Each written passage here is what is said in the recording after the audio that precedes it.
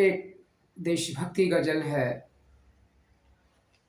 जो किसान और जवान होता है, उसके अंदर शहादत का जज़्बा होना बहुत ज़रूरी होता है। कवि किस तरह से लिख रहा है गज़ल में, शहादत का न जज़्बा हो अगर इंसान के अंदर, शहादत का न जज़्बा हो अगर इंसान के अंदर, वो ज़िंदा होता है फिर भी हमें बेजान लगता है। वो ज़िंदा होता है फिर भी हमें बेजान लगता है। वतन के दुश्मनों हमको बताओ कितना मारोगे, वतन के दुश्मनों हमको बताओ कितना मारोगे।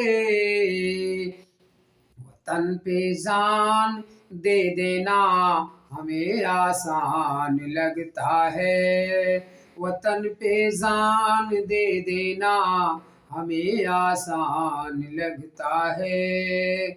शहादत बेगुनाहों की न बेकार जाएगी,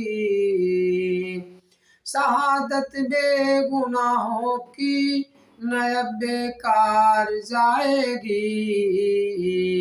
जालिम सोचते हैं क्यों कभी बदला नहीं होगा, जालिम सोचते हैं क्यों कभी बदला नहीं होगा। अगर सरहद पे नेताओं की औलादों को भेजो तो,